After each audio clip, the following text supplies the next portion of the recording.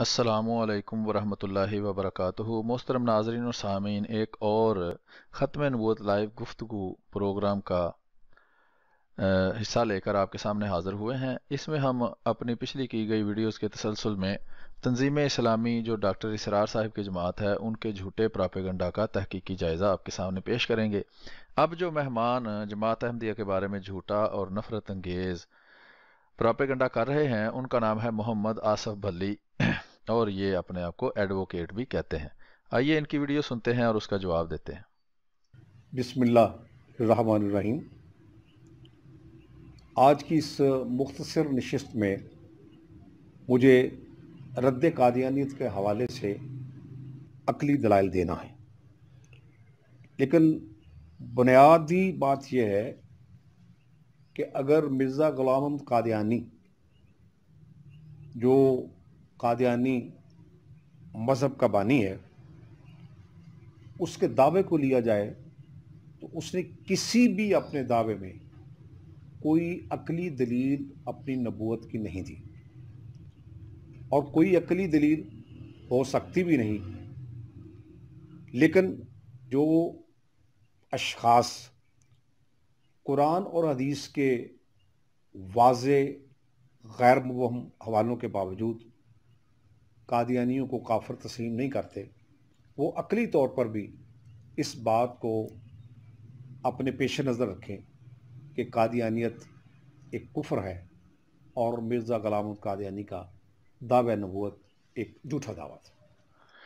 हाँ जी, ये ना कुरान से ये बात साबित कर सकते हैं, ये खुद झूठे हैं और अवाम को झूठ बोलकर धोखा देते हैं। जैसे कि पिछली 6 वीडियोस में हमने तफसील से इनके झूठ को जो है उसका तहकीकी जायज़ा आप लोगों के सामने पेश किया है और उसको बेनकाब किया है।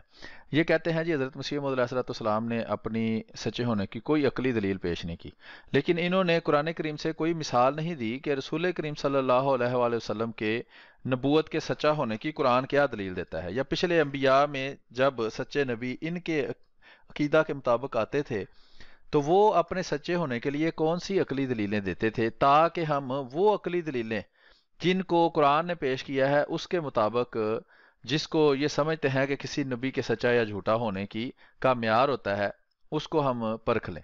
तो वो तो हम पिछली मिसालों में दिखा चुके हैं कि इन्होंने मन घड़त म्यार बनाए हुए हैं जिस तरह पिछले सच्चे अंबिया के मुनकरों ने बनाए हुए थे, और वो भी समझते थे कि हमने जो अकली दलीलें अपनी तरफ से दी हैं ये अंबिया उन पर पूरे नहीं उतरते, इसलिए हम इनको झूठा मानते हैं। कुरान करीम में उसकी मिसालें हम पहले भी दे चुके हैं और अभी इस प्रोग्राम में भी मजीद मिसालें हम आपको देंगे। आगे सुनते हैं और तजिया करते हैं कि जिन चीज़ों का नाम इन्होंने अकली दलील रखा है वो क्या है, क्या अकल से दूर का भी उसका वास्ता है या नहीं। सबसे पहली बात तो यह है कि पैगंबर झूठा हो ही नहीं सकता। कोई शख्स दावा नबूवत अगर झूठा करे तो वो तो कज़्ज़ाब और दजाल है, लेकिन वो पैगंबर हो और झूठा हो ये मुमकिन नहीं है। यानी झूठ और पैगंबरी किसी एक शख्स में जमा नहीं हो सकती। मैं यहाँ मिर्ज़ा ग़ुलाम अहमद कादियानी के झूठों की चंद मिसालें, उसके जो झूठ हैं बिल्कुल सरीहन खुले और वाज़े झूठ, वो आपके सामने रखना चाहता हूँ। जी, वो क्या है, ये इन्होंने किस चीज़ का नाम झूठ रखा है हम साबित करेंगे। ये खुद झूठे हैं और जिसको ये झूठ कह रहे हैं अगर उसको झूठ मान लिया जाए तो सारे अंबिया को झूठा माज़अल्लाह मानना पड़ेगा। लेकिन उससे पहले मैं आपको ये एक मिसाल दिखाना चाहता हूँ। ये मुहद्दस फोरम है, वहाबियों की वेबसाइट है, मजलिस तहकीक इस्लामी के ज़ेर एहतमाम ये चलता है। ये इसका टाइटल आप देखें, अबू हुरैरा रज़ियल्लाहु अन्हु ने बयान किया कि इब्राहीम अलैहिस्सलाम ने 3 मरतबा झूठ बोला। ये टाइटल यहाँ भी लिखा हुआ है कि हज़रत अबू हुरैरा, ये किताब का हवाला मौजूद है सही बुखारी किताब हदीसुल अंबिया हदीस नंबर 3358, और टाइटल आप देख सकते हैं जी हज़रत इब्राहीम अलैहिस्सलाम ने 3 दफ़ा झूठ बोला। तो अब उसकी ये क्या तवील करेंगे, क्या तशरीह करेंगे, वो एक अलग कहानी है, उस पर अभी बहस नहीं। लेकिन इनका अपना अकीदा देख लें कि ये देखें, ये एक और वेबसाइट है ilhad.com, उस पर भी उन्होंने यही एतराज़ किया हुआ है। तहकीकी जायज़ा, इब्राहीम अलैहिस्सलाम ने 3 झूठ बोले, ठीक है, और हवाला जात वगैरह इसके अंदर موجود ہیں، آسانی سے ڈھونڈے جا سکتے ہیں۔ تو ان کا اپنا عقیدہ یہ ہے کہ بے شک کوئی جھوٹ بولے یا نہ بولے وہ نبی ہی رہتا ہے۔ اگر ان کا اپنا یہ من گھڑت اصول کہ جناب جو نبی ہے وہ ان کے جو فارمولے کے مطابق جس کو جھوٹ کہتے ہیں وہ نہیں بول سکتا مان لیا جائے، تو یہ واضح طور پر ابو ہریرہ رضی اللہ تعالیٰ عنہ صحیح بخاری میں کہہ رہے ہیں، میں نے آپ کو حوالہ دیا ہے کہ حضرت ابراہیم نے 3 جھوٹ بولے ہیں، تو پھر یہ ان کی نبوت کیسے مانتے ہیں؟ وہ اس جھوٹ کی پھر تعویل کریں گے کہ نہیں وہ جھوٹ نہیں تھا، اور یہ جس کو اب جھوٹ بنا رہے ہیں اس کا جھوٹ سے کوئی دور دور کا واسطہ ہی نہیں ہے۔ اگر ان کی عقل کے مطابق چلا جائے تو پھر کوئی بھی نبی سچا نہیں ٹھہرتا۔ وہ میں ابھی آپ کو دکھاتا ہوں کہ انہوں نے کس چیز کا نام جھوٹ رکھا ہوا ہے۔ اصل میں عوام کو دھوکہ دینے کے لیے یہ ایک سیدھی بات کو یہ جھوٹ بنا کر عوام کے سامنے پیش کرتے ہیں، اور وکیلوں والا کوٹ ٹائی وغیرہ لگا کر نام محمد آصف بلی ایڈوکیٹ یا اس طرح کا رکھ کر لوگوں کو بتاتے ہیں دیکھیں جی ہم تو بہت عقلی باتیں کر رہے ہیں، اور یہ دیکھیں جی یہ تو جھوٹ بول دیا، اور جھوٹ بولنے والا تو نبی نہیں ہو سکتا۔ تو اب یہ عوام کو دکھائیں نا کہ حضرت ابراہیم نے 3 جھوٹ بولے تھے، اس کے باوجود ہم ان کو نبی مانتے ہیں، اور پھر بعد میں کہیں گے نہیں وہ جھوٹ تو نہیں تھا، وہ تو جھوٹ کی تو تعریف یہ ہوتی ہے، تب آپ کو ساری تعریفیں یاد آ جاتی ہیں۔ اور یہاں آپ جس کا جھوٹ سے کوئی دور کا واسطہ بھی نہیں ہے اس کو بھی جھوٹ بنا کر پیش کریں گے، ابھی ہم آپ کو دکھاتے ہیں۔ اور اگر وہ اپنے ان جھوٹوں کے حوالے سے جو لا تعداد ہے، جن میں چند مثالیں میں آپ کو دوں گا، وہ جھوٹا ثابت ہو جاتا ہے، تو اس سے بڑی عقلی دلیل اور کیا ہو سکتی ہے کہ اس شخص کا دعوی نبوت بھی جھوٹا تھا۔ مرزا قادیانی کی تحریر کا حوالہ دے رہا ہوں۔ ہاں تحریر کا حوالہ دے رہا ہوں، اور کوئی تحقیق نہیں کی، کسی دیوبندی مولوی کی کتاب اٹھائی ہے اور اس میں سے جھوٹ پڑھ کر سنا رہا ہے، اور خود عقل استعمال ہی نہیں کی۔ ہمیں کون سی عقلی دلیل دینی ہے؟ عقل استعمال ہی نہیں کی بالکل، کہ میں وہ جو بات کر رہا ہے تھوڑا میں خود تو سوچوں کہ کیا وہ بات بنتی بھی ہے یا نہیں۔ بس وہ مولوی نے کسی نے لکھ دیا ہے اور آرام سے وہ اس عبارت کو پڑھ کے سنا دیا ہے اور بغیر سوچے سمجھے۔ وہ ہم ابھی آپ کو دکھاتے ہیں کہ اس کی حقیقت کیا ہے۔ ازالہ ہوام کتاب ہے، اور یہ روحانی خزائن جو ہیں اس کی جلد 3 اور صفحہ 140۔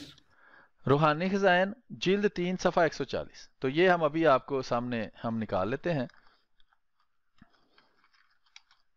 یہ دیکھیں اس طرح آپ یہاں ویب سائٹ کے اندر لکھیں 3.ahmadimuslim.de، تو یہ تیسری جلد آ جائے گی، اور صفحہ نمبر جو ہے اس کا وہ ہم 140 نکال لیتے ہیں۔ یہ دیکھیں ہم لکھیں گے یہاں 140، تو یہ صفحہ نمبر 140 آپ کے سامنے آ گیا ہے۔ تو اس پہ عبارت وہ کہتے ہیں جی لکھی ہوئی ہے جو کہ جھوٹ ہے، وہ ہم آپ کو بتاتے ہیں کہ وہ عبارت کیا ہے اور یہ اس کو جھوٹ کس طرح کہہ رہے ہیں اور اس کی حقیقت کیا ہے۔ مرزا لکھتا ہے کہ 3 شہروں کا نام، ہاں 3 شہروں کا نام، یہ دیکھیں یہ حضرت مسیح موعود علیہ السلام کی کتاب سے نہیں پڑھ رہا، یہ کسی مخالف کی کتاب سے پڑھ رہے۔ یہ ایسے ہی ہے جیسے کوئی سلیمان رشدی کی کتاب پڑھ کے تو وہ اسلام کو پرکھے کہ اسلام عقل کے مطابق سچا ہے یا جھوٹا ہے، یا وہ معاذ اللہ رنگیلا رسول کتاب پڑھ کے، یا امہات المومنین جو دشمنوں نے اسلام کے خلاف تعصب کی بنا پر کتابیں لکھیں اسلام کو جھوٹا ثابت کرنے کے لیے، وہ کتاب ایک بندہ سامنے رکھ کے بیٹھ جائے اور نہ قرآن پڑھے، نہ حدیث پڑھے، نہ رسول کریم صلی اللہ علیہ وسلم کی تعلیم پڑھے، نہ کوئی اس کو عقل ہو عربی کی، نہ کوئی بھی، بس وہ مخالف کی کتاب سے عبارت پڑھ کے سنا دے کہ یہ دیکھیں جی یہ سلیمان رشدی کی کتاب میں یہ بات لکھی ہے، بہت بڑی عقلی دلیل ہے، ثابت ہوا کہ اسلام معاذ اللہ جھوٹا ہے۔ یہی ان کا حال ہے کہ سامنے کسی مخالف کی کتاب رکھ کے بیٹھے ہیں اور اصل کتاب کھول کر بھی نہیں انہوں نے دیکھی ہوگی کہ اس میں واقعی یہ بات لکھی ہے، اگر لکھی ہے تو کس رنگ میں لکھی ہے۔ ٹھیک ہے، تو یہ ابھی 3 شہروں کے نام سے انہوں نے شروع کیا ہے، وہ ہم دیکھتے ہیں۔ ہاں یہ دیکھیں میں آپ کو دکھاتا ہوں۔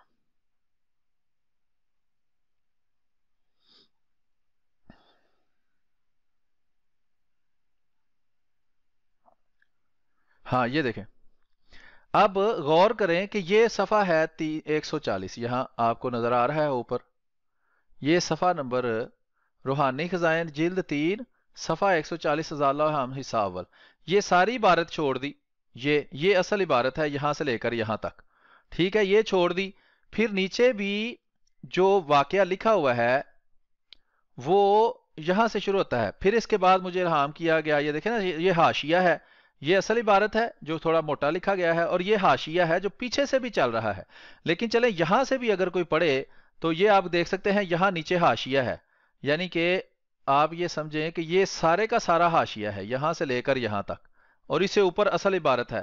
تو یہ ساری عبارت چھوڑ دینا، یہاں تک عبارت چھوڑ دی، اور کہاں سے شروع کیا؟ یہاں سے. حالانکہ یہ واقعہ یہاں سے شروع ہی نہیں ہوتا. یہ دیکھیں ادھر لکھا ہے اس جگہ مجھے یاد آیا کہ جس روز وہ الہام مذکورہ بالا. یہ دیکھیں یہاں سے وہ واقعہ شروع ہو رہا ہے. 1 2 3 4 5 6 7 لائنیں ہی چھوڑ دی ہیں. تو یہ سوائے اس کے کہ وہ بندہ دھوکہ دینا چاہتا ہے، کیا وجہ ہے کہ یہ واقعہ پیچھے سے سنایا نہیں گیا کہ اس کی حقیقت کا لوگوں کو پتہ چل جائے؟ صرف یہاں سے بات شروع کی، اور اس میں بھی وہ بات کا ذکر ہے کہ حقیقت کیا ہے. یہ دیکھیں 3 شہروں کا نام اعزاز کے ساتھ قرآن شریف میں درج ہے. کیوں؟ تاکہ عوام کو دھوکہ لگے کہ شاید یہ جو ہم عام قرآن پڑھتے ہیں اس میں حقیقت طور پر یہ دعویٰ کیا جا رہا ہے کہ 3 شہروں کا نام لکھا ہے، مکہ، مدینہ اور قادیان، اور آگے لکھا ہوا ہے صاف یہاں پڑھا جا سکتا ہے کہ یہ کشف تھا، یہ کشف تھا. یہ بھی اس نے پڑھا ہے عبارت کے اندر، لیکن اس کے باوجود یہ جو ہے وہ عوام کو دھوکہ دینے سے باز نہیں آئے. آگے لکھا ہے جو کئی سال پہلے مجھے دکھایا گیا، اور اس کشف میں جو میں نے اپنے بھائی مرکوں کو کئی سال پہلے، یہ ہم تفصیل بعد میں بتاتے ہیں. صرف آپ کو بتانا مقصود یہ تھا کہ آپ دیکھ سکتے ہیں کہ ساری عبارت چھوڑ کر سارے کا سارا یہ لمبا اس کے پیچھے سے جہاں سے واقعہ شروع ہوتا ہے یہاں سے یہ ساری عبارت یہ 5 6 7 لائنیں چھوڑ کر یہاں سے بات شروع کرنے کا مقصد کیا تھا کہ 3 شہروں کا نام اعزاز کے ساتھ قرآن میں لکھا ہوا ہے، صرف یہ کہ عوام کو دھوکہ دیا جائے اور اس دھوکے بازی کا نام عقلی دلیل رکھا جائے. تو آئیے ان کی بات سنتے ہیں. یہ دیکھیں کسی بھی کتاب سے پڑھ کے یہ سنا رہے ہیں، حضرت مسیح علیہ السلام کی کتاب انہوں نے خود کھول کے بھی نہیں دیکھی ہوگی. تو آئیے سنتے ہیں یہ آگے کیا کہتے ہیں. اعزاز کے ساتھ قرآن شریف میں درج کیا گیا ہے مکہ، مدینہ اور قادیان. یہ کشف تھا. اب مرزا غلام احمد قادیانی 3 شہروں کا نام. اب یہ دیکھیں پچھلی عبارت بھی چھوڑ دی ساری، اس کے بعد کی وضاحت بھی چھوڑ دی. یہ دیکھیں صرف یہ 3 لائنیں، یہ دونوں حاشیے، اب آپ کو یہ حاشیہ نظر آ رہا ہے، نیچے سے صرف یہ ایک لائن اور یہ 3 جو ہے وہ الفاظ پڑھ کے تو یہ نیچے والا حاشیہ بھی چھوڑ دیا. یہ آگے ساری تفصیل اس بات کی موجود ہے یہاں تک.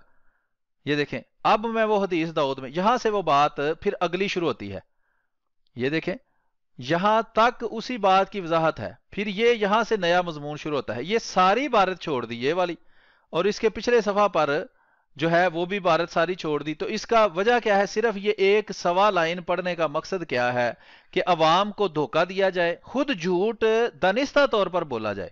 جو ان کے بابے ہیں وہ دانستہ طور پر جھوٹ بول گئے ہیں، اور جو اس طرح کے نام نہاد ایڈوکیٹ ہیں اور تجزیہ کار بنے پھرتے ہیں وہ ان بابوں میں سے وہ جھوٹ اور دھوکے بازی پڑھ کر لوگوں کو سنا کر خود بھی دھوکے میں ہے یا جان بوجھ کر وہ دھوکہ عوام کو دینے کی کوشش کرتے ہیں. اور ہمارا کام ہے کہ ہم تحقیق کر کے بتائیں کہ جو یہ بات کر رہے ہیں وہ بالکل دھوکے بازی ہے اور جھوٹ ہے، اور حقیقت سے اس کا کوئی بھی تعلق نہیں ہے. اصل میں یہ خود ہی جھوٹے ہیں، اور یہ عقلی دلائل کی بجائے صرف ایک جھوٹ کا تانا بانا ہے جس کو ہم نے عوام کے سامنے رکھنا ہے.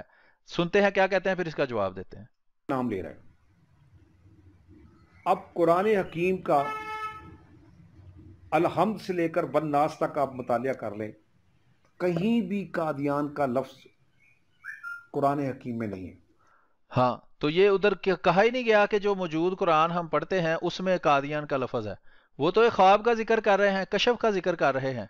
وہ میں آپ کو ساری عبارت سناتا ہوں کیونکہ اس کے بعد یہ کہے گا دیکھیں جی قرآن میں تو ایسا نہیں لکھا. تو یہ تو قرآن میں ہم تو نہیں کہہ رہے کہ جو عام قرآن ہے جو پرنٹڈ ملتا ہے اس کے اندر قادیان کا ذکر ہے، یہ تو کہا ہی نہیں گیا. یہ تو آپ دھوکے بازی کر رہے ہیں، بلکہ بالکل بے عقلی کی باتیں کر رہے ہیں. کہ ایک بندہ کہہ رہا ہے جی میں نے خواب میں دیکھا ہے کہ پتلی گائیں موٹی گاؤں کو کھا رہی ہیں. یعنی گائے جو ہوتی ہے، گائے تو دوسری گائے کو نہیں کھاتی، گائے تو گھاس کھاتی ہے یا جو بھی ہے چارہ کھاتی ہے، وہ گوشت تو کھاتی نہیں ہے. ایک بندہ کہتا ہے جی میں نے خواب میں دیکھا ہے کہ گائے کو کھا رہی ہے. اب ان کی طرح کا کوئی بے عقل ایڈوکیٹ ہوتا تو وہ کہتا ہے جی یہ بالکل جھوٹ بولا ہے اس نے. یہ دیکھیں جھوٹ بولا ہے، گائے تو گائے کو کھاتی ہی نہیں ہے. تو یہ جھوٹ نہیں ہے، یہ خواب ہے، خواب کی تعبیر ہوتی ہے. قرآن کریم کے اندر یہ واقعہ لکھا ہوا حضرت یوسف علیہ السلام کے ساتھ جو بندے تھے ان میں سے بھی 2 خواب دیکھے ان دونوں نے اور آپ نے اس کی تعبیر بتائی، پھر بادشاہ نے خواب دیکھا تو آپ نے تعبیر بتائی، اور اسی طرح مختلف خوابوں کا ذکر ہے، یہ قرآن میں بھی موجود ہے، انبیاء کی تاریخ میں بھی موجود ہے، لیکن وہ حق کی مخالفت کرنے والے کی اللہ تعالیٰ عقل جو ہے وہ بالکل بند کر دیتا ہے۔ تو ان کا بھی وہی حساب ہے، یا تو ان کی عقل بالکل بند ہے، یا یہ جان بوجھ کر شیطان کی پیروی کرتے ہوئے اس کے مشن کو کامیاب کرنے کے لیے حق کی مخالفت میں جھوٹ بول کر دھوکہ دے کر عوام کو گمراہ کرنے کی کوشش کرتے ہیں۔ تو آئیے آپ کو وہاں سے واقعہ ہم پڑھ کے سناتے ہیں کہ بات کیا ہو رہی ہے۔ یہ دیکھیں، یہاں ہے اوپر اللہ تعالیٰ فرماتا ہے، اس کا ترجمہ پڑھتا ہوں کہ پھر اس کے بعد الہام کیا گیا، یہاں سے میں پڑھ رہا ہوں، پھر اس کے بعد الہام کیا گیا کہ ان علماء نے میرے گھر کو بدل ڈالا، میری عبادت گاہ میں ان کے چولہے ہیں، میری پرستش کی جگہ میں ان کے پیالے اور ٹھوٹیاں رکھی ہیں، اور چوہوں کی طرح میرے نبی کی حدیثوں کو کتر رہے ہیں۔ ٹھوٹیاں وہ چھوٹی پیالیاں ہیں جن کو ہندوستان میں سکوریاں کہتے ہیں۔ عبادت گاہ سے مراد اس الہام میں زمانہ حال کے اکثر مولویوں کے دل ہیں جو دنیا سے بھرے ہوئے ہیں۔ یہ دیکھ لیں، خود حضرت مسیح موعود علیہ الصلوۃ والسلام الہامی عبارت کو بھی اس کی وضاحت کر رہے ہیں کہ عبادت گاہ سے کیا مراد ہے۔ ٹھوٹیاں کی تو ویسے انہوں نے وضاحت کی تاکہ جو لوگ اس کو نہیں سمجھتے، بعض الفاظ پنجابی میں ہوتے تھے اور وہ دوسرے علاقوں کے رہنے والے نہیں سمجھتے تھے، اس کی وضاحت کی ہے، ٹھیک ہے۔ تو چوہوں کی طرح جو ہے وہ حدیثیں کترنے سے کیا مراد ہے وہ بھی بیان کی۔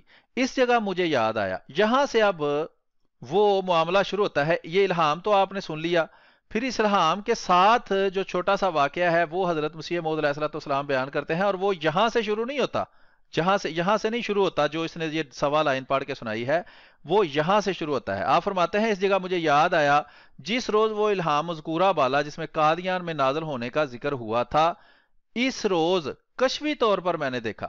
یہ دیکھیں، واضح لکھا ہوا ہے کشفی طور پر میں نے دیکھا، اور کشفی طور پر دیکھنے کا مطلب ہوتا ہے خواب دیکھا میں نے۔ کشف کہتے ہیں کھلی ہوئی آنکھوں سے خواب دیکھنے کو، یعنی کہ جس طرح انسان سو جاتا ہے اسی طرح آنکھیں تو کھلی ہوتی ہیں لیکن توجہ ارد گرد کی دنیا کی طرف نہیں ہوتی، وہ ایک خواب کی کیفیت میں بندہ چلا جاتا ہے اور ایک نظارہ دیکھتا ہے، اور پھر جب اس خواب کی کیفیت سے باہر آتا ہے تو اس نظارے کی تعبیر کی جاتی ہے۔ خواب تعبیر طلب ہوتے ہیں۔ ابن سیرین بڑے مشہور تابعی گزرے ہیں، ان کے بارے میں مشہور ہے کہ وہ خوابوں کی بڑی اچھی تعبیر کرتے تھے۔ حضرت یوسف علیہ الصلوۃ والسلام کی خوابوں کی تعبیر خود قرآن میں ذکر ہے، لیکن ان لوگوں کا نہ قرآن سے کوئی تعلق ہے نہ یہ اس کو پڑھتے ہیں، یہ بس بابوں کی کتابوں میں جھوٹ لکھا ہوا ہے جو ہے اس کو پھیلانا جو ہے اس کا نام انہوں نے دین رکھا ہوا ہے۔ کہتے ہیں، فرماتے ہیں اس روز کشفی طور پر میں نے دیکھا۔ یہ دیکھیں یہاں لکھا ہوا ہے کہ کشفی طور پر میں نے دیکھا، یعنی خواب میں دیکھا کہ میرے بھائی صاحب مرزا صاحب مرحوم غلام قادر میرے قریب بیٹھ کر بآواز بلند قرآن شریف پڑھ رہے ہیں، اور پڑھتے پڑھتے انہوں نے ان فقرات کو پڑھا ہے، انا انزلنا قریبا من القادیان، کہ وہ قرآن پڑھ رہے تھے خواب کے اندر، تو انہوں نے یہ الفاظ پڑھے تو میں نے سن کر بہت تعجب کیا، کیا قادیان کا نام بھی قرآن میں لکھا ہوا ہے؟ تب انہوں نے کہا یہ دیکھو لکھا ہوا ہے۔ تب میں نے نظر ڈال کر جو دیکھا تو معلوم ہوا کہ فی الحقیقت قرآن کے دائیں صفحہ میں شاید نصف قریب کے یہی الہامی عبارت لکھی ہوئی موجود ہے۔ وہ یہ نہیں کہہ رہے کہ جناب جو نارمل قرآن ہم استعمال کرتے ہیں اس میں یہ الفاظ لکھے ہوئے ہیں، وہ کہہ رہے ہیں خواب کے اندر میں نے دیکھا کہ یہ والی الہامی عبارت کہ انا انزلناہ قریبا من القادیان، یہ الہامی عبارت لکھی ہوئی ہے کس میں؟ قرآن کریم میں، اور خواب وہ دیکھ رہے تھے وہ حقیقت نہیں تھی۔ جیسے خواب میں اگر کوئی بندہ چوری کرتا ہے تو وہ خواب ہے، خواب میں کچھ خوابوں پہ ہاتھ تو نہیں لگی ہوتی، کیا اس کے ہاتھ کاٹ دیے جائیں گے کہ تم نے خواب میں چوری کی ہے؟ کوئی عقل مند بندہ ایسا نہیں کرے گا۔ لیکن انہوں نے جس نام کا عقلی دلیل نام رکھا ہوا ہے، آپ سمجھے بالکل بے عقلی کی باتیں کرنے کو انہوں نے عقلی دلیل کہہ دیا ہے۔ تب میں نے اپنے دل میں کہا خواب کے اندر ہی کہ ہاں واقعی طور پر قادیان کا نام قرآن شریف میں ہے، اور میں نے کہا، یہ دیکھیں یہ ساری کی ساری پچھلی عبارت یہاں تک، یہ جتنی عبارت یہاں تک ہے، اور میں نے کہا کہ یہ پیچھے آپ دیکھ آئے ہیں کہ یہ سارا اس الہام کے بارے میں بیان ہو رہا ہے، اور یہ کشف ہے، یہاں لکھا ہوا ہے واضح طور پر کشفی طور پر میں نے دیکھا، اور یہاں بھی لکھا ہوا ہے کہ یہ کشف تھا، دو جگہ پر لکھا ہوا ہے۔ لیکن چونکہ ان کا مقصد ہے دھوکہ دینا عوام کو، جھوٹ بول کر جان بوجھ کر حق کی راہ سے گمراہ کرنا، اور جماعت احمدیہ پر پابندی لگائی ہوئی ہے پاکستان میں کہ آپ وضاحت بھی نہیں کر سکتے، تاکہ عوام جو ہے وہ ہمارا جھوٹ سنے، اور اگر کوئی بڑا پڑھنا بھی چاہے تو وہ یہاں سے شروع کرے اور بس وہ پڑھے کہ لکھے دیکھے ہاں 3 شہروں کا نام اعزاز کر قرآن میں، بس ٹھیک ہے، ہاں دیکھو یہ جھوٹ بولا ہوا ہے، قرآن میں تو نام نہیں ہے، تو ہمارا تو دعویٰ ہی نہیں ہے، یہ تو خواب تھا، اور خواب کی وضاحت بھی آواد میں کی ہوئی ہے۔ میں نے کہا کہ 3 شہروں کا نام اعزاز کر قرآن میں درج ہے، مکہ اور مدینہ اور قادیان، یہ کشف تھا، یہ کشف تھا، یہ کشف تھا، دیکھیں پہلے بھی کہا ہے اور شروع میں بھی کہا ہے۔ اب ایک بندہ کہتا ہے جی خواب میں نے دیکھا ہے کہ قرآن میں قادیان کا نام لکھا ہے، تو دوسرا بندہ کہتا ہے نہیں نہیں یہ تو جھوٹ بول رہا ہے، قرآن میں تو نہیں لکھا۔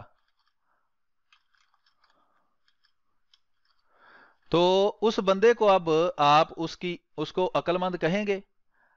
یہ دیکھیں، یہ جناب الیاس گومن صاحب کا، یہ آپ دیکھ سکتے ہیں، یہ امام ابو حنیفہ کا قرآن میں ذکر۔ آپ بتائیں کہ آپ کہیں گے آپ جھوٹے ہیں، یہ الیاس گومن صاحب جھوٹ بولتے ہیں، والناس سے لے کر الحم تک، اب تو نہیں آپ پڑھ کے کہہ رہے کہ الیاس گومن جھوٹ بولتا ہے، قرآن میں تو کہیں بھی ابو حنیفہ کا ذکر نہیں ہے۔ تو یہ دیکھیں آگے، مثلا یہ صفحہ نمبر 140 تھا، آپ کو دکھایا ہے، اس کے بعد صفحہ نمبر 141 ہے، وہ میں آپ کو دکھاتا ہوں، اور یہ لکھا ہے، یہ کشف تھا، ٹھیک ہے جی، پچھلی جگہ پر ہم نے ختم کیا ہے، آپ دیکھ بھی سکتے ہیں، آن لائن ساری کتابیں پڑھی ہوئی ہیں، جو کئی سال ہوئے مجھے دکھلایا گیا، اور اس کشف میں یہ دیکھیں پھر کشف لکھا ہوا ہے، یعنی کہ خواب ہوتا ہے کشف، خواب کی کیفیت ہوتی ہے، اس میں حضرت مسیح موعود علیہ السلام نے دیکھا۔ یہ ہم تو نہیں کہتے کہ قادیان کا ذکر، اور نہ ہی ہمارے قرآن چھپے ہوئے موجود ہیں، آن لائن موجود ہیں ہر جگہ پر، ہم کہیں بھی نہیں ہم کہتے کہ قرآن میں قادیان لکھا ہوا ہے۔ جو میں نے اپنے بھائی صاحب مرحوم کو جو کئی سال سے وفات پا چکے ہیں قرآن شریف پڑھتے دیکھا، اور اس الہامی فکرے کو ان کی زبان پر سے قرآن جی نے پڑھتے ہوئے سنا، تو میں اس میں یہ بھی مخفی بید تھا کہ جس کو خدا تعالی نے میرے پر کھول دیا کہ اس کے نام سے اس کشف کی تعبیر کو بہت کچھ تعلق ہے۔ یہ دیکھ رہے ہیں اب وہ کیا کہہ رہے ہیں کہ اس کشف کی تعبیر کو تعلق ہے، تو کشف خواب ہوتا ہے، جیسے خوابوں کی تعبیر ہوتی ہے اسی طرح کشف کی بھی تعبیر ہوتی ہے، تو وہ بتا رہے ہیں کہ کشف کی تعبیر سے ان کے نام کو بھی تعلق ہے، یعنی ان کے نام میں جو قادر کا لفظ آتا ہے، اس لفظ کو کشفی طور پر پیش کر کے اشارہ کیا گیا کہ یہ قادر مطلق کا کام ہے، اور اس سے کچھ تعجب نہیں کرنا چاہیے، اس عجائبات قدرت اس طرح پر ہمیشہ ظہور فرماتے ہیں کہ وہ غریبوں اور حقیروں کو عزت بخشتا ہے، اور بڑے بڑے معزز اور بلند مرتبہ کو خاک میں ملا دیتا ہے، بڑے بڑے علماء و فضلاء اس کے آستانے فیض سے کلی بے نصیب اور محروم رہ جاتے ہیں، اور ایک ذلیل حقیر امی جاہل اور نالائق منتخب ہو کر مقلوبون کی جماعت میں داخل کیا جاتا ہے۔ ہمیشہ اس کی کچھ ایسی ہی عادت ہے، اور وہ قریب سے ایسا کرتا چلایا ہے، وذالک فضل اللہ یؤتیہ من یشاء۔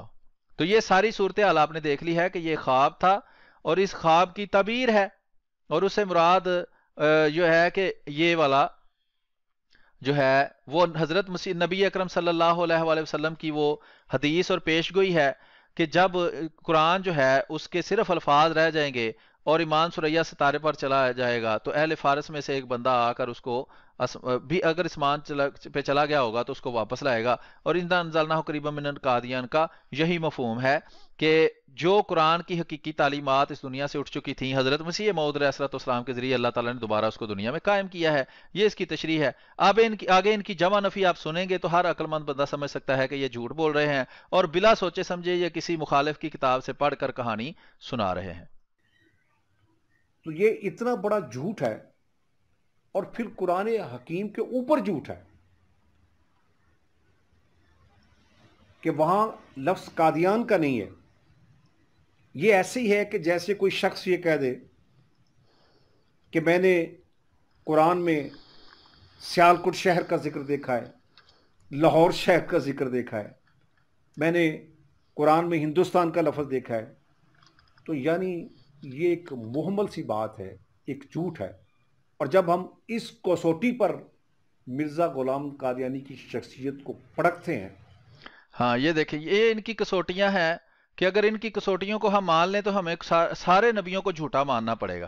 ان کے یہ من گھڑت اصول اور معیار اور ان کی یہ جاہلانہ عقلی دلائل یہ وہی ہیں جو پچھلے انبیاء کے منکر بھی پیش کرتے تھے۔ یہ دیکھیں قرآن کریم میں سورت نمبر 12 ہے، سورہ یوسف ہے، اس کی آیت نمبر 4 میں اللہ تعالیٰ ہمیں کیا سکھاتا ہے؟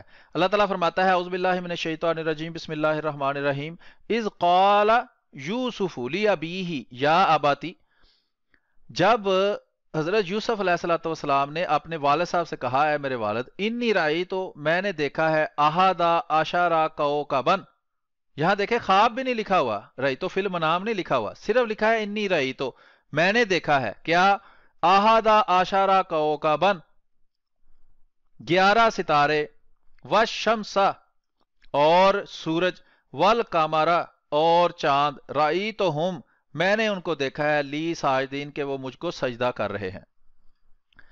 अब सारे मशहूर मुफस्सिर बल्कि तकरीबन मुत्तफिक हैं इस बात पर कि ये ख्वाब का जिक्र हो रहा है या कशफ होगा। उन्होंने कहा इन्नी रही तो मैंने देखा है, ठीक है।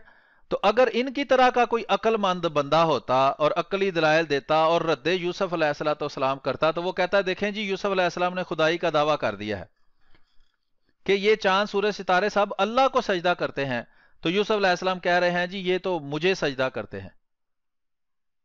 तो ये ख्वाब था, ये कशफ था, उसकी तबीर की जाएगी कि उससे मुराद क्या है। और वो हजरत याकूब अलैहिस्सलाम तबीर करते भी हैं, इसकी वजाहत करते भी हैं कि ये जो कशफ देखा गया, जो ख्वाब देखा गया, इससे मुराद क्या है, ठीक है। तो इनके असूल के मुताबिक कि ये जो बात की गई है ये बिल्कुल झूठ है, और चूंकि नबी झूठ नहीं बोल सकता इसलिए अब साबित हो गया कि हजरत यूसुफ अलैहिस्सलाम नबी नहीं है। तो इस तरह के इनकी अकली दलाइल हैं। और कुरान करीम के अंदर दूसरी आयात में भी ये देखें,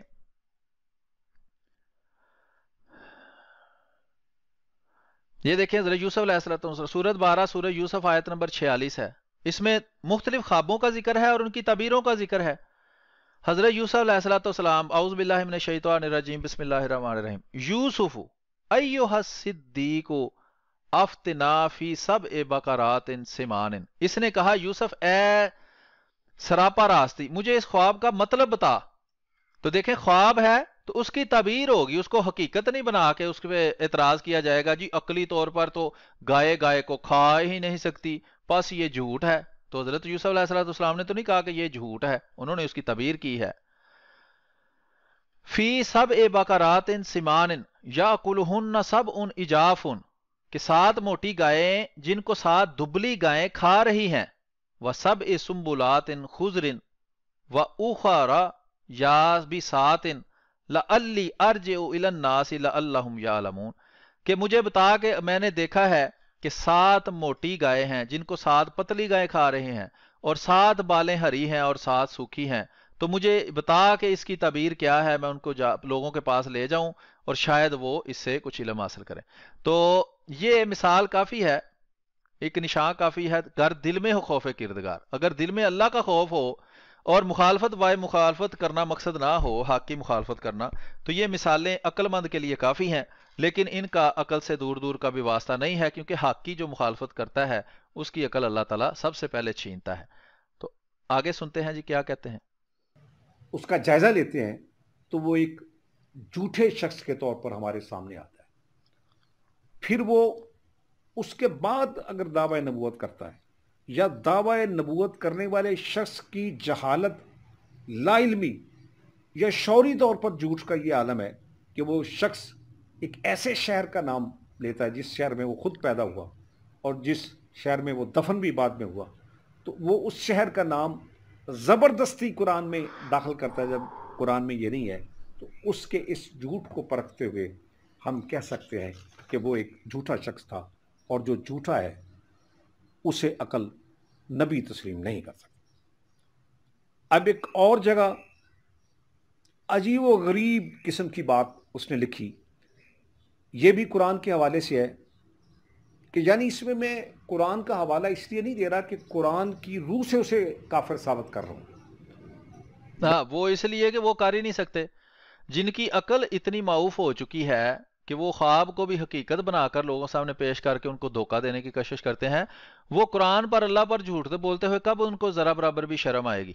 अगर शर्म आती होती तो यहाँ शर्म आती कि एक मुखालिफ की किताब पढ़ के बगैर सोचे समझे बगैर तहकीक किए उसे आगे लोगों के सामने पेश कर रहे हैं। ये तो रसूल करीम सल्लल्लाहु अलैहि वसल्लम ने फरमाया है कि किसी के झूठा होने के लिए इतना ही काफ़ी है कि वो बात इधर से सुने और बगैर तहकीक के उसको आगे पेश कर दे, जिस तरह इन्होंने पेश किया है।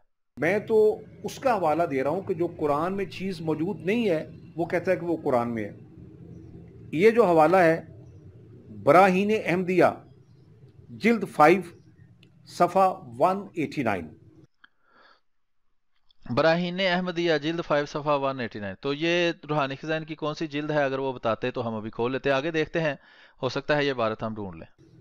اس میں وہ لکھتا ہے کہ سورہ تحریم میں صریح طور پر بیان کیا گیا ہے، واضح طور پر بیان کیا گیا ہے کہ بعض افراد امت کا نام مریم رکھا گیا ہے، اور پھر پوری اتباع شریعت کی وجہ سے اس مریم میں خدا تعالیٰ کی طرف سے روح پھونکی گئی ہے، اور روح پھونکنے کے بعد اس مریم سے عیسیٰ پیدا ہو گیا، اور اسی بنا پر خدا نے میرا نام عیسیٰ بن مریم رکھا۔ اب مرزا غلام احمد قادیانی خود کو جو عیسیٰ ابن مریم کہتا ہے، اس کا دعویٰ کرتا ہے، اس عیسیٰ ابن مریم کے وجود میں آنے کا وہ جو بنیاد رکھتا ہے وہ سورہ تحریم میں رکھتا ہے کہ قرآن کی سورہ تحریم میں یہ لکھا گیا ہے کہ بعض افراد امت، یعنی یہ جو امت مسلمہ ہے، امت اسلامیہ ہے، ہماری جو امت ہے، اس میں سے بعض افراد کا نام مریم رکھا گیا ہے، اور یہ سورہ تحریم میں کہیں بھی کسی صورت میں بھی اشارتاً کنایتاً مطلب یہ کھینچ کر بھی بات نہیں کہا۔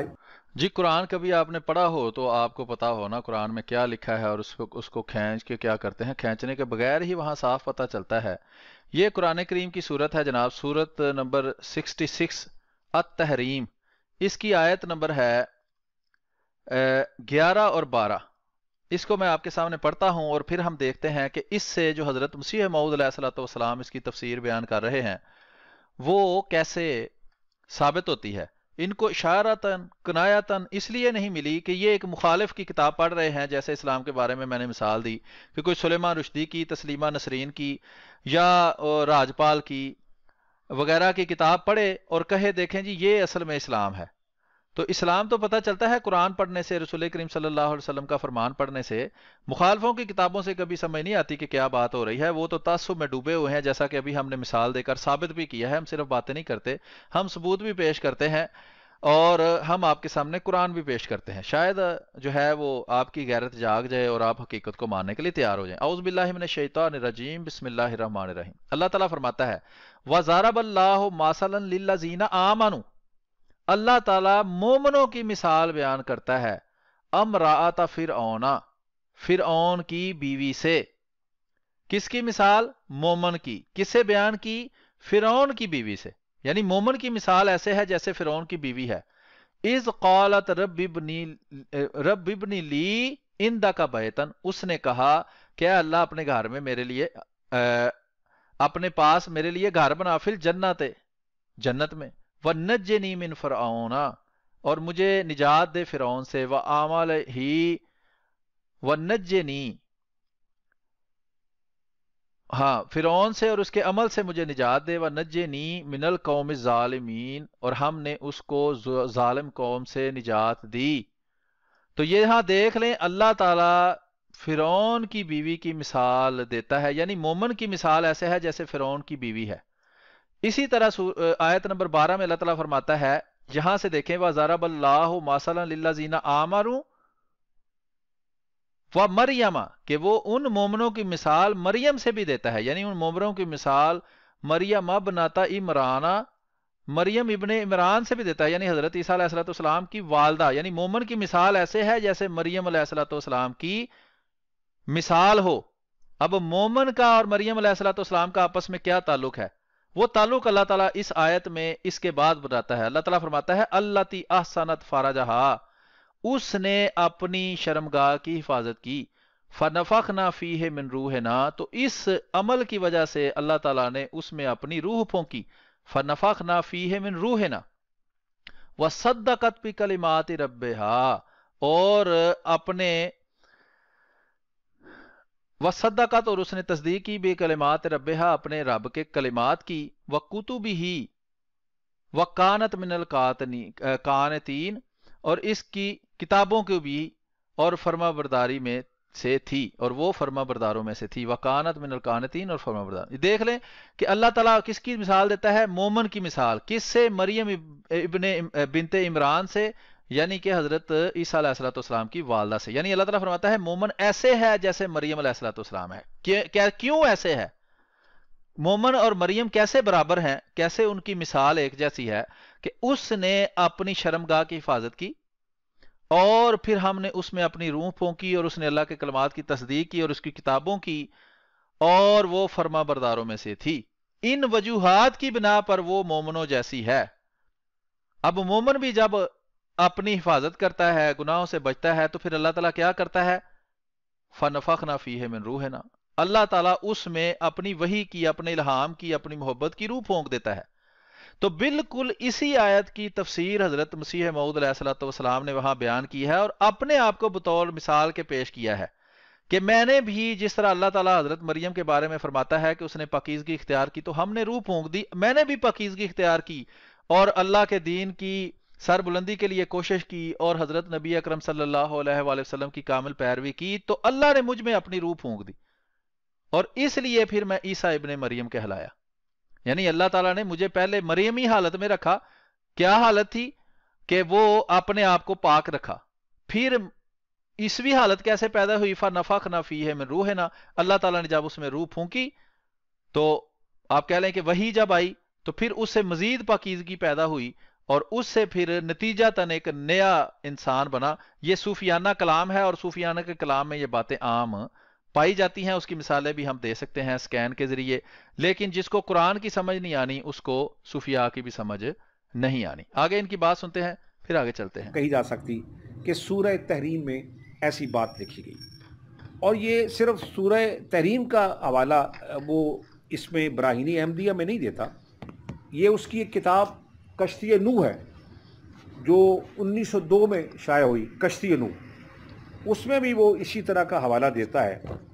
63 پیج ہے جی کشتی نوح کا، وہاں بھی مرزا غلام احمد قادیانی اب دیکھ رہے صاف پتہ چلتا ہے یہ کتاب آگے رکھی ہوئی ہے اور اچھی بڑی لائٹ ہے، پھر بھی وہ موبائل سے غور سے دیکھ رہے ہیں کہ اوپر کیا لکھا ہے، اور لیکن کشتی نوح موجودہ تو روحانی، ایک دیکھیں ایک حوالہ روحانی خزائن سے دیا، دوسرا کسی ایسی کتاب کا دیا کہ روحانی خزائن کا کوئی حوالہ نہیں دیا، اب ڈائریکٹ کشتی نوح کا کوئی صفحہ بتا رہے ہیں، اور انہوں نے اگلے پروگرام میں آ کے ہمیں بتا دیں کہ میں نے اصل کتاب کھول کے دیکھا تھا، آگے پیچھے سے مضمون پڑھا تھا، یہی اس کا موقف تھا۔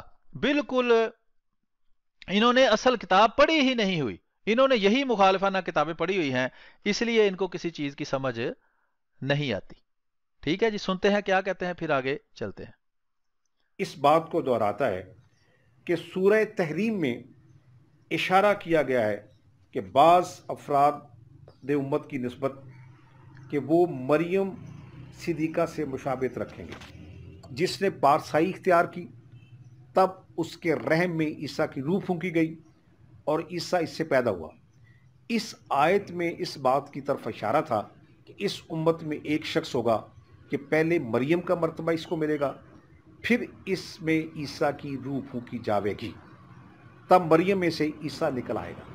پہلے تو یہ اس تحریر، اس عبارت کو کہ یہ کس طرح کی محمل سی باتیں ہیں، خلاف عقل باتیں ہیں کہ افراد امت میں سے کوئی شخص ہوگا جس میں صفت مریم ہوگی اور وہ صفت مریم والا وہ جو فرد ہے اس سے پھر عیسیٰ نکل آئے گا۔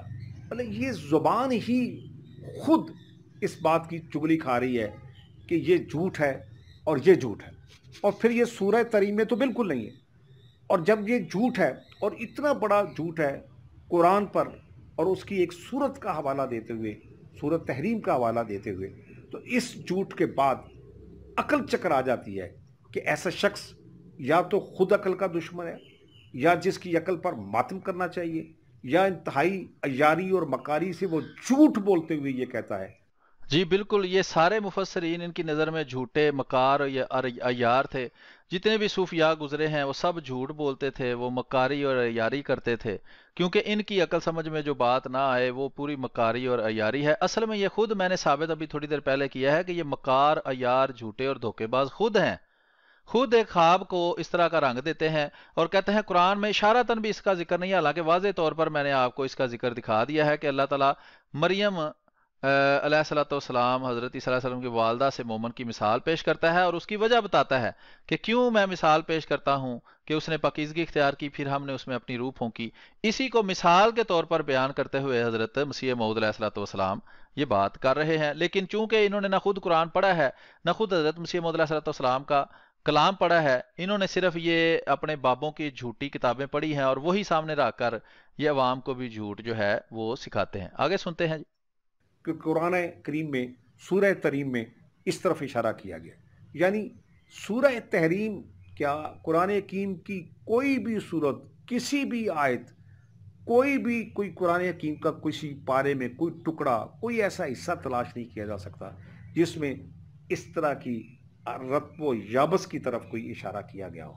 اچھا, میں آپ کو وہ عبارت بھی دکھاتا ہوں, یہ کافی جگہ پر یہ مضمون موجود ہے. یہ روحانی خزائن جلد نمبر 15 ہے, تریاق القلوب ہے, صفحہ نمبر 484 ہے. یہ کئی جگہ پر مضمون موجود ہے, مختلف جگہ پر میں دکھا سکتا ہوں, میں آپ کو یہی دکھاتا ہوں. ٹھیک ہے, لکھا ہے ایسا ہی قرآن کریم میں اس امت کے اشرار کو یہود سے نسبت دی گئی. ٹھیک ہے جناب, یہ دیکھیں یہاں سے حضرت مسیح علیہ السلام فرماتے ہیں, صفحہ نمبر وغیرہ بتا دیا ہے میں نے, کہ قرآن شریف میں اس امت کے اشرار کو یہود سے نسبت دی گئی, اور صرف اسی قدر نہیں بلکہ ایسے شخص کو جو مریمی صفت سے محض خدا کے نفس سے عیسوی صفت حاصل کرنے والا تھا, اس کا نام سورہ تحریم میں ابن مریم رکھ دیا ہے, کیونکہ فرمایا کہ جب کہ مثالی مریم نے بھی تقوی اختیار کیا تو ہم نے اپنی طرف سے روح پھونک دی. اس میں اشارہ تھا کہ مسیح ابن مریم میں کلمۃ اللہ ہونے کی کوئی خصوصیت نہیں بلکہ آخری مسیح بھی کلمۃ اللہ ہے. یہ دیکھیں جو عیسائی ہیں وہ کہتے ہیں جو قرآن میں ان کو کلمۃ اللہ لکھا ہے اس لیے وہ خدا ہیں, تو انہوں نے کہا کہ اللہ نے مجھے بھی کلمۃ اللہ فرمایا ہے. ٹھیک ہے, تو اس لیے اس کی کوئی خصوصیت نہیں, اس کو خدا کہنا اس صرف کلمۃ اللہ کہا جانے کی وجہ سے کوئی نہیں نکلتا. روح اللہ بھی بلکہ ان دونوں صفات میں وہ پہلے سے زیادہ کامل ہے, جیسے سورۃ تحریم اور سورۃ فاتحہ میں اور سورۃ رود میں آیا کنتم خیر امۃ اخرجت للناس فرمایا ہے. پھر ماسوا اس کے اللہ تعالیٰ قرآن میں یہ بھی ہے وغیرہ. تو یہ ایک جگہ مضمون نہیں ہے, یہ بے شمار جگہ مضمون ہے, اور ہر جگہ یہ سورت 66 نمبر سورت تحریم کی آیت نمبر 11 اور 12 کے حوالے سے یہ بات کی گئی ہے, اور اس کی جو ہے وہ تفسیر پیش کی گئی ہے. آگے سنتے ہیں جی کیا کہتے ہیں. یہ بھی مرزا کا ایک بہت بڑا سریحن جھوٹ ہے. تو اس اعتبار سے میں کہتا ہوں کہ پھر اس شخص کو عقلی طور پر بھی, عقل کی کسوٹی پر بھی کس طرح نبی تسلیم کیا جا سکتا. ہاں, اس کا عقل سے کیا تعلق ہے. یہ دیکھیں, وہابی, دیوبندی, شیعہ, بریلوی سب کی قرآن کی تفسیر الگ الگ ہے. بریلوی کہتے ہیں کہ قرآن میں چونکہ رسول کریم صلی اللہ علیہ وسلم کو نور کہا گیا ہے اس لیے ان کو بشر کہنا جائز نہیں, حالانکہ قرآن میں بشر بھی لکھا ہوا ہے کہ انہوں نے اپنے آپ کو کہا ہے. اب وہ کہتے ہیں کہ جو رسول کریم صلی اللہ علیہ وآلہ وسلم کو علم غیب تھا, ان کو ما کانا و ما یکون کا علم تھا. جو دیوبندی ہے وہ کہتے ہیں نہیں, قرآن میں تو ایسا کچھ نہیں لکھا, یہ تو شرک ہے. اب ایک بندہ وہ کہتا ہے قرآن میں یہ بات لکھی ہوئی ہے, دوسرا کہتا ہے قرآن میں یہ بات نہیں لکھی ہوئی. ایک اس کو عین اسلام بتاتا ہے, دوسرا اس کو شرک بتاتا ہے.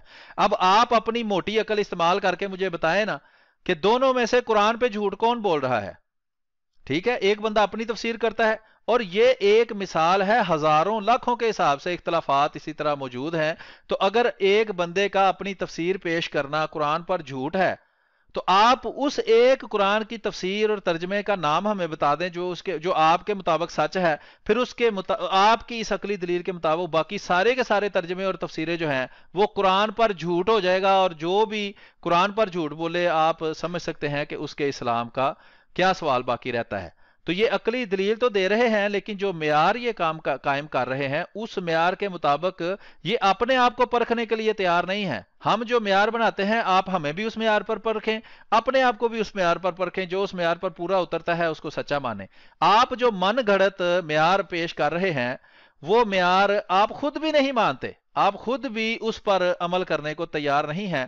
تو جو اللہ تعالیٰ قرآن کریم میں فرماتا ہے کہ یہودیوں کو کہ تم دوسروں کو نصیحت کرتے ہو اپنے نفس کو بھول جاتے ہو, پھر اللہ تعالیٰ فرماتا ہے کہ اللہ کے نزدیک انتہائی بری یہ حرکت ہے کہ تم دوسروں کو تو اس بات کی نصیحت کرو اور خود اپنے لیے اس پہ عمل نہ کرو. تو اس لیے اگر یہ عقلی دلیل آپ کی ٹھیک ہے کہ قرآن کریم کی کوئی ایسی تفسیر کرنا جو آپ کی عقل سمجھ میں نہیں آتا, یہ قرآن کے اوپر جھوٹ ہے, تو آپ ہمیں وہ تفسیر بتا دیں جس کو آپ سار سمجھتے ہیں. پھر اس کے علاوہ ساری تفسیروں کو یہاں ویڈیو میں آ کر اسی چینل کے اوپر بیٹھ کر آپ کہہ دیں کہ وہ سارے قرآن کے اوپر جھوٹ بولے گئے ہیں, یا اس کے झूठे दावों को तस्लीम किया जा सकता है।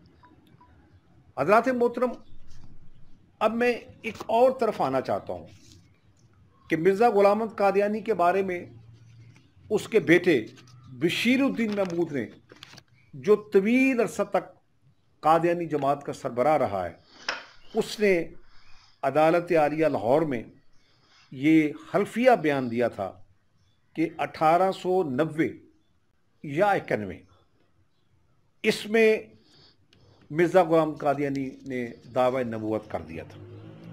हाँ, उसका कुछ स्कैन पेश करें। ये भी कहीं से पता नहीं कॉपी से कोई, ये मुखालिफ की ही किसी किताब से पढ़ पढ़ के बाबा जी सुना रहे हैं बातें। कोई स्कैन हमें दें, ये जी वो बयान में ये कह दिया था, लाएं, हमें बयान पेश करें। आप मुद्दई हैं कि उन्होंने ऐसा कहा था, तो आप ही उसका सबूत भी पेश करें ना।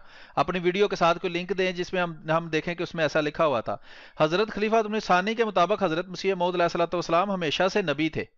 सिर्फ नबी की तारीफ में पहले कुछ और उन्होंने बयान किया, बाद में कुछ और बयान किया। वो पहले भी नबी थे और नबूवत का उनका दावा था, और बाद में भी वो नबी थे 1890 से 1891 से, पहले भी और बाद में भी। तो आगे सुनते हैं जी ये क्या कहते हैं, फिर उसका जवाब देते हैं। लेकिन मिर्ज़ा ग़ुलाम अहमद कादियानी की जो तहरीरें हैं, 1891 ले लें, 92 ले लें, फिर 1893 ले लें, आगे फिर 1894 में आ जाएं, 95 में आ जाएं, 97 में आ जाएं, वो जगह जगह लिखता है कि मैं ख़त्म नबूवत का मुनकर नहीं हूँ और मैंने नबूवत का दावा नहीं किया। मैं उसकी 1907 की तहरीर पेश करना चाहता हूँ। हाँ, 1907 की तहरीर आप बाद में पेश करें, लेकिन जो आपने कहा जी 1891, 92, 93, 94, 95, इसकी कौन सी आपने तहरीर पेश की है?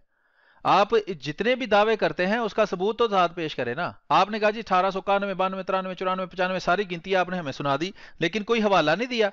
रूहानी खजाइन कौन सी जिल्द है, कौन सा सफ़ा है, ताकि जिस तरह पिछले झूठ हमने आपके साबित किए हैं, धोखेबाजी साबित की है, इसको भी हम आपकी झूठ और धोखेबाजी साबित करें और अवाम के सामने उसकी तहकीक पेश करें। चूंकि आपने कोई हवाला नहीं दिया, इसलिए उस पर क्या तबसरा करें।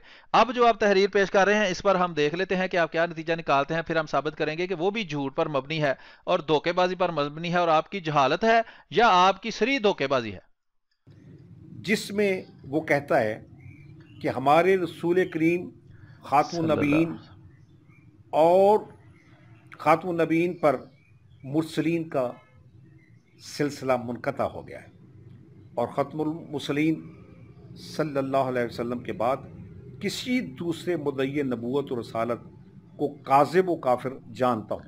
ये मिर्ज़ा ग़ुलाम कादियानी कहता है कि हुज़ूर नबी, ये इसने सिर्फ ये कहा है जी वो मैं तहरीर पेश करता हूँ, कोई किताब का नाम नहीं लिया, रूहानी खजाइन की कोई जिल्द नहीं बताई। तो इस सिलसिले में एक असूली बात मैं बता देना चाहता हूँ, जो हज़रत मसीह मौऊद अलैहिस्सलाम की सारी किताबों को गौर से मुतालिया करने और आपके मकतूबात और मलफूजात वगैरह को देखने से पता चलता है कि नबी हज़रत मसीह मौऊद अलैहिस्सलाम के मुताबिक दो किस्म का होता है। ये मुखालिफ भी मानते हैं, ये उसको नबी और रसूल की तारीफ से अलग करते हैं, और हम कहते हैं कि तशरीई और गैर तशरीई नबी होता है।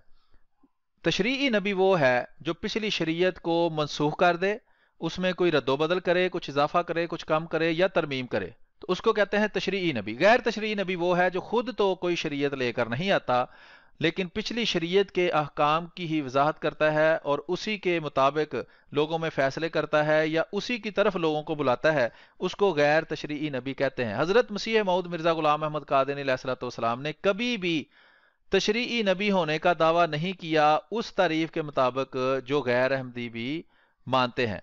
और हज़रत मसीह मौऊद अलैहिस्सलाम ने हमेशा एक उम्मती और ताबे नबी होने का दावा किया है, कभी भी उम्मती और ताबे नबी होने से उन्होंने इनकार नहीं किया, और कभी भी उन मानों में जिनमें गैर अहमदी शरी नबी मानते हैं, कभी भी उन्होंने नबी होने का दावा नहीं किया।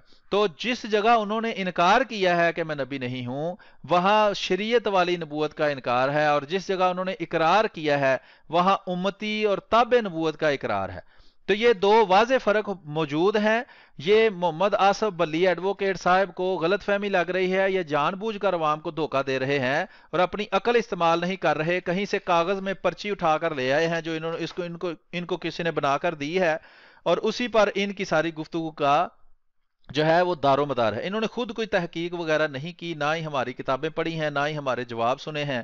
آ کر یہاں بس ایڈوکیٹ صاحب بن کر بیٹھ گئے ہیں. میں نے دیکھا ہے کہ یہ اخبارات وغیرہ میں بھی کالم وغیرہ بھی لکھتے ہیں، اور دیوبندیوں سے ان کا کوئی تعلق ہے، کیونکہ یہ دیوبندی چینل پر بیٹھے ہیں. اس سے میں نے اندازہ لگایا. یہاں ویسے بریلوی بھی آئے ہیں، لیکن ان کی جو تحریرات ہیں ان سے مجھے اندازہ یہ ہوا ہے کہ ان کا دیوبندیت سے کوئی تعلق ہونا چاہیے.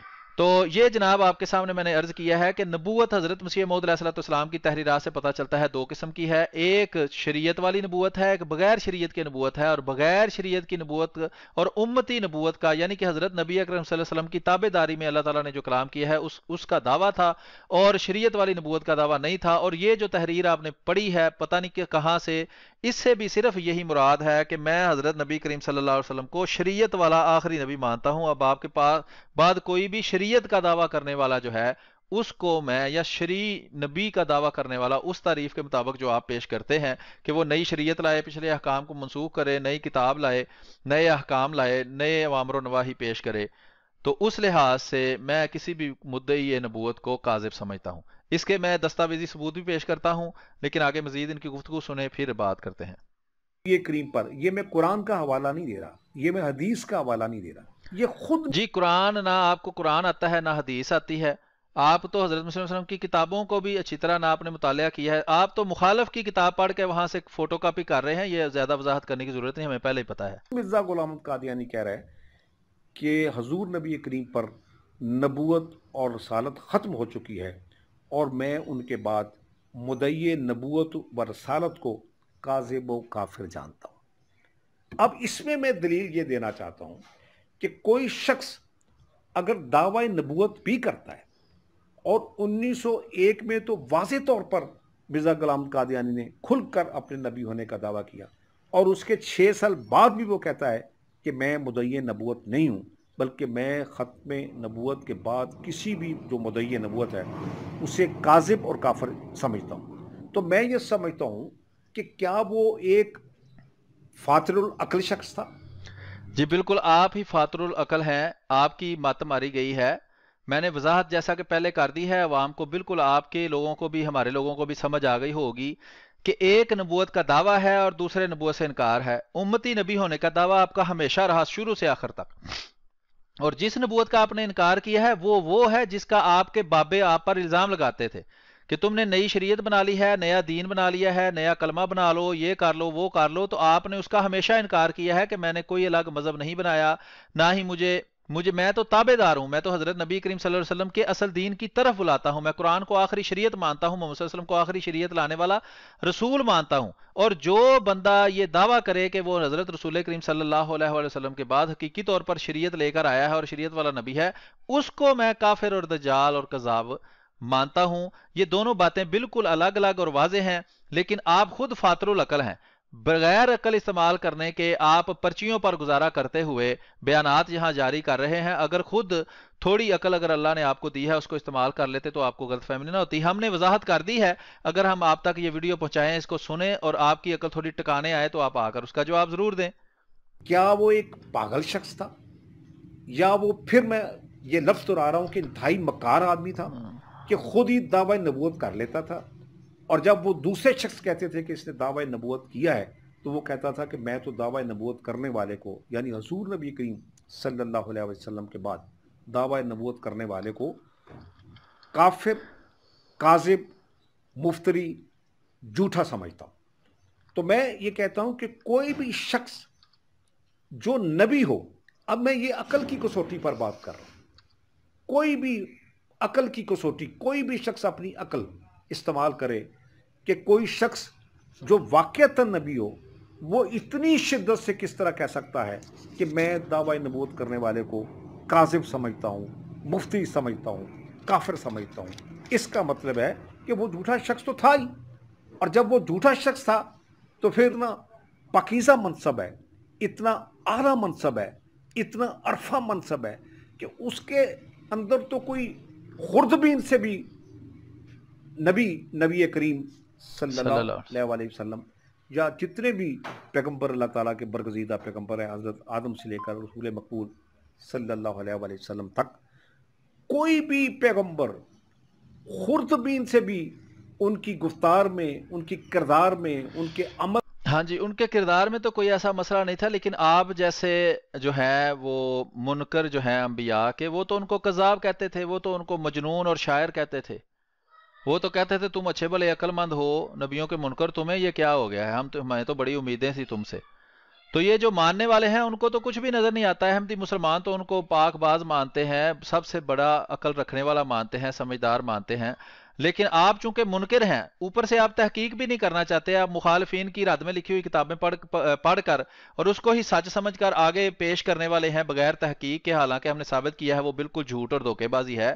اس لیے آپ کو وہ سارا کچھ نظر آئے گا. جس طرح سلمان رشدی کو نبی کریم صلی اللہ علیہ وسلم میں خوبیاں اور اسلام میں نظر نہیں آتی، جس طرح تسلیمہ نسرین کو نظر نہیں آتی، جس طرح اور مرتد ہونے والے ملحد نام کے مسلمانوں کو نظر نہیں آتی، جسی طرح دوسرے لوگ جو ہیں ان کو یہ خوبیاں نبی کریم صلی اللہ علیہ وسلم میں اور دوسرے انبیاء میں نظر نہیں آتی، اس لیے آپ کو بھی یہ خوبیاں حضرت مسیح موعود علیہ الصلوۃ والسلام میں نظر نہیں آتی.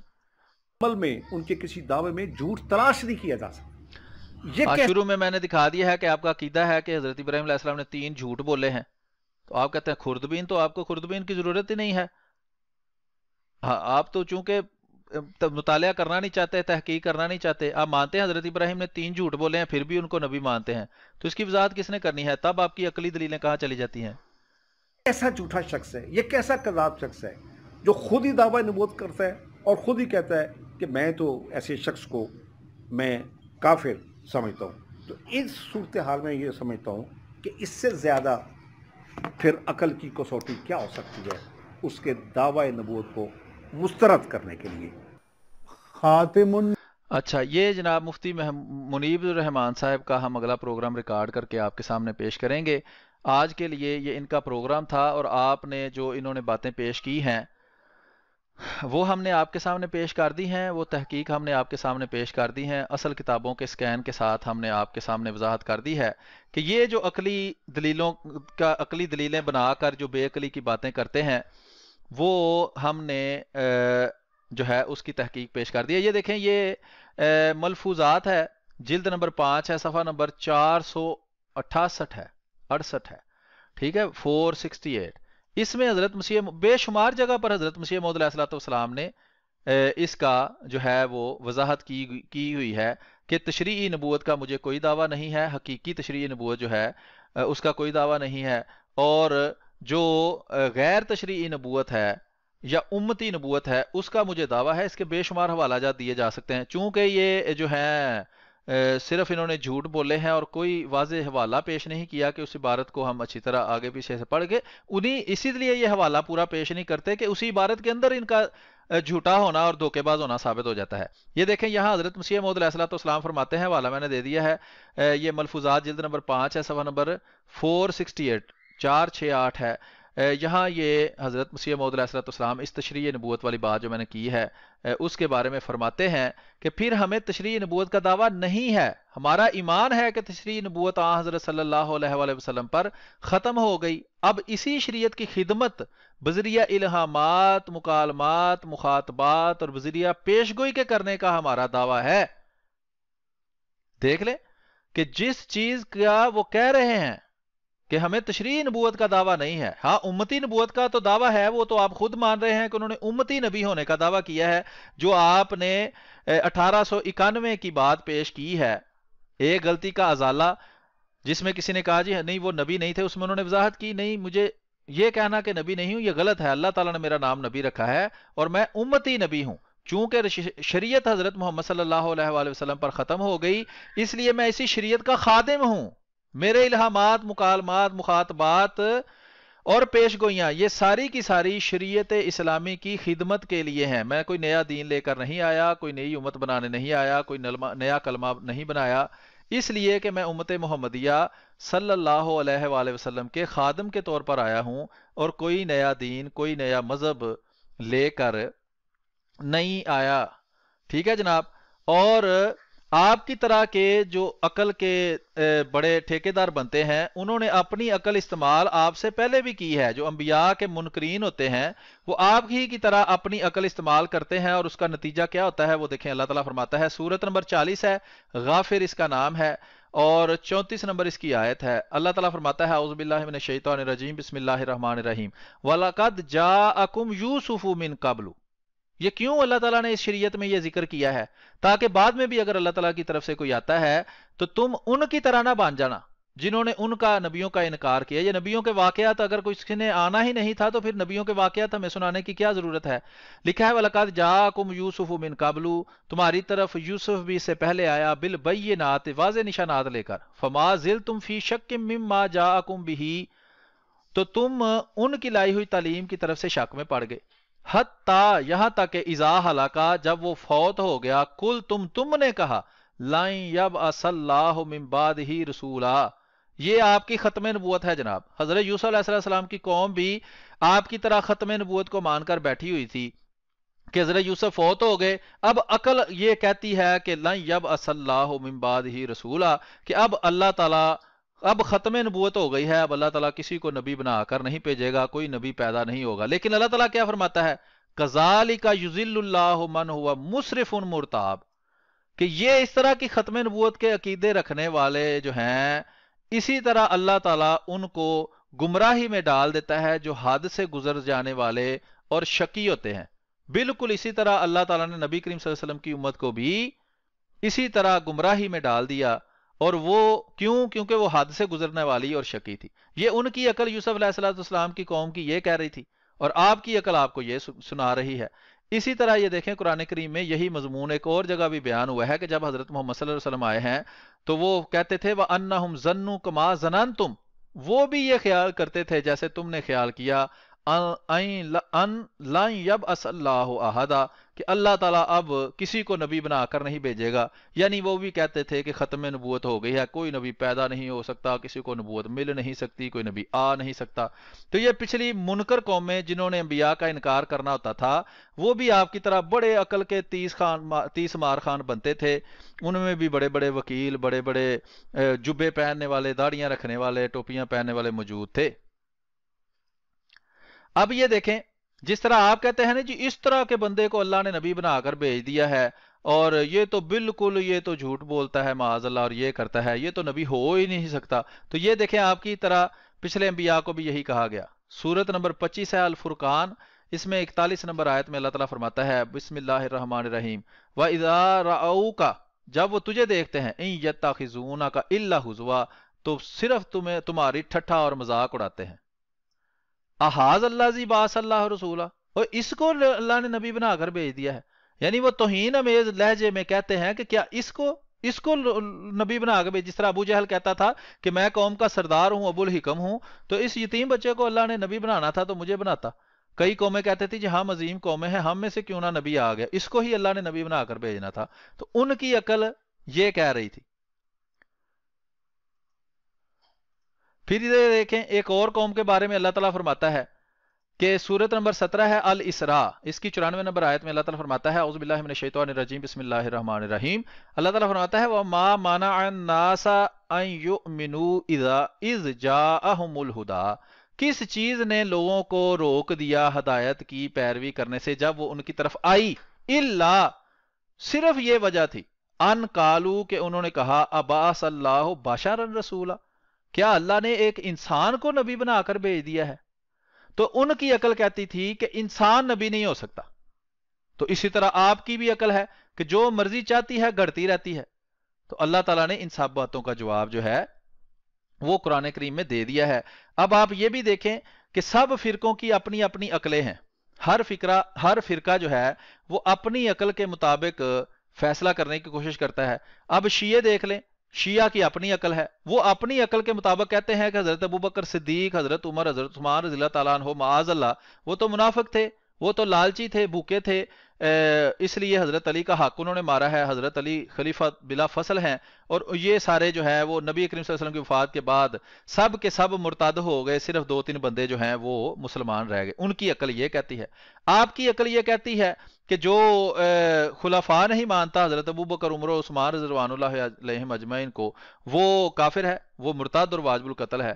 اسی طرح بریلویوں کی عقل دیوبندیوں کے بارے میں کیا کہتی ہے، دیوبندیوں کی بریلویوں کے بارے میں کہتی ہے اگر آپ کی عقل پر بھروسہ کیا جائے تو آپ کی عقل جو ہے اس کے مطابق تو کچھ بھی سچ نہیں رہتا، سب کچھ جھوٹ ہی جھوٹ ہو جاتا ہے۔ تو کسی بزرگ نے فرمایا ہے عقل اندھی ہے اگر نیر الہام نہ ہو۔ اگر خالی عقل پر بھروسہ کر کے کسی کے سچے اور جھوٹے ہونے کا فیصلہ کیا جا سکے تو یہ دنیا کے بڑے بڑے سائنسدان دہریے ہو گئے تھے، وہ کہتے تھے خدا موجود ہی نہیں ہے، ان کی عقل یہ مانتی نہیں تھی کہ کوئی خدا بھی ہو سکتا ہے۔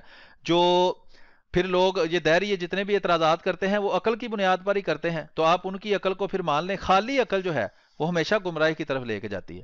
دیکھیں بعض لوگ مثال دیتے ہیں کہ جب ہوا خارج ہوتی ہے تو جہاں سے ہوا خارج ہوئی ہے اس کو تو دھویا نہیں جاتا اور پورے جسم کا وضو دوبارہ کیا جاتا ہے، تو عقل اس بات کو تسلیم نہیں کرتی کہ اگر گندی ہوئی ہے تو وہ جگہ جو گندی ہوئی ہے اس کو دھو لو، وہ دھوئی نہیں اور باقی سارا جسم دھو لیا ہے۔ حضرت علی کرم اللہ وجہہ کا ایک واقعہ مشہور ہے کہ انہوں نے کہا کہ اگر عقل کے مطابق مذہب ہوتا تو پاؤں کو نیچے سے دھویا جاتا، ہم اوپر سے دھوتے ہیں جب مسح کرتے ہیں پاؤں کا۔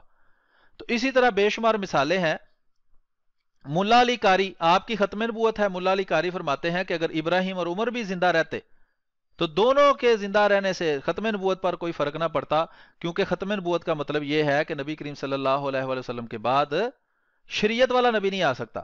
اسی طرح حضرت عیسیٰ علیہ السلام جب تشریف لائیں گے تو آپ کی عقل یہ کہتی ہے کہ نہیں جی نہیں، وہ نبی ہونے کے باوجود آ سکتے ہیں، دوسری طرف آپ کی عقل کہتی ہے نبی کریم صلی اللہ علیہ وسلم کو بعد کسی قسم کا نبی نہیں آ سکتا، حالانکہ حضرت عیسیٰ علیہ السلام کو ایک نئی طرح کی نبوت ملے گی۔ پہلے وہ ایک خاص گروہ یعنی بنی اسرائیل کی طرف نبی تھے، اور اب وہ ساری دنیا کی طرف نبی بنا کے بھیجے جائیں گے اور ان کی نبوت ہر ایک کے لیے ہوگی، ٹھیک ہے۔ اور دوسرا آپ نے، ہاں بالکل، تو باتوں کا جو آپ نے پیش کی تھی اس کا اللہ کے فضل سے ہم سارا جواب دے چکے ہیں، اور اس کے علاوہ بے شمار حوالہ جات بھی ہمارے پاس موجود ہیں جن سے یہ بات ثابت ہوتی ہے کہ آپ کا یہ جو من گھڑت عقیدہ ہے اور یہ جو من گھڑت ختم نبوت کے آپ نے حضرت مسیح موعود علیہ السلام اور جماعت احمدیہ خلاف جو دلائل پیش کیے ہیں یا عقلی باتیں پیش کی ہیں، ان میں عقلی ہونے کا دور دور سے آپ نے پتہ نہیں کس چیز، بے عقلی کا نام ہی عقل، وہ کہتا ہے عقل کا نام، خرد کا نام جنوں رکھ دیا، جنوں کا خرد، جو چاہے آپ کا حسن کرشمہ ساز کرے، جو دل کرتا ہے آپ کرتے ہیں۔ آپ نے بے عقلی کا نام عقل رکھا ہوا ہے اور عقل کا نام آپ نے بے عقلی رکھا ہوا ہے۔ تو یہ گزارشات تھیں کچھ، انشاءاللہ اگلی ویڈیو جو ہے اس میں ہم مزید حوالہ جات آپ کے سامنے پیش کریں گے، اور اس کے علاوہ ہم اس میں یہ جو دوسرے یہ مولوی صاحب ہیں مفتی منیب الرحمان صاحب، یہ بریلوی ہیں، ان کی جو جھوٹ اور دھوکے بازیاں ہیں اس کا ہم جواب پیش کریں گے۔ تو امید ہے کہ آپ کو اس سے کچھ نہ کچھ معلومات حاصل ہوں گی۔ آپ ہم سے رابطہ کر سکتے ہیں، واٹس ایپ نمبر آپ کے پاس موجود ہے اور میں یہاں دوبارہ لکھ بھی دیتا ہوں۔ اس کے علاوہ کوئی بھی فورم جو ہے وہاں مائنڈ روسٹر میل لکھیں تو آپ کا مجھ سے رابطہ ہو جائے گا۔ کوئی سوال کرنا ہو، کوئی مشورہ دینا ہو تو وہاں آپ دے سکتے ہیں، بلکہ یہ انٹرنیشنل کے لیے آپ 0049 ٹھیک ہے 157 57 917858 یہ نمبر ہے جناب۔ تو اس پر ٹیلی گرام پر یا واٹس ایپ پر آپ آڈیو میسج میں یا میسج میں رابطہ کریں، کال نہ کریں کیونکہ مصروفیت کی وجہ سے کال اٹھانا مشکل ہے۔ تو اس پر آپ رابطہ کریں تو انشاءاللہ وہ مزید معلومات آپ کو فراہم کر دی جائیں گی۔ تو جو اگر آپ جو ہے وہ جواب دینا چاہیں تو بڑی اچھی بات ہے۔ یہ ویڈیو ہم ان تک پہنچاتے ہیں، ان کے جو چینل ہیں وہاں ہم یہ ویڈیو پیش کرتے ہیں ان کے سامنے، لیکن آج تک کسی نے بھی ہماری ویڈیو کا کوئی جواب نہیں دیا، کیونکہ ان کا مشن ہی یہ ہے کہ جھوٹ بولتے جاؤ اور جھوٹ بولتے جاؤ اور مزید جھوٹ بولتے جاؤ، اور جواب سن بھی لو، سمجھ بھی لو، اپنے آپ کو جھوٹا دل میں تسلیم کر کے پھر اگلے چینل پر جا کر وہی جھوٹ بولتے رہو۔ تو آج والی ویڈیو ہم یہاں ختم کرتے ہیں، 1 گھنٹہ 8 منٹ کی یہ ویڈیو ہو گئی ہے۔ اگلی ویڈیو تک کے لیے اجازت دیجیے، بہت بہت شکریہ۔ السلام علیکم ورحمۃ اللہ۔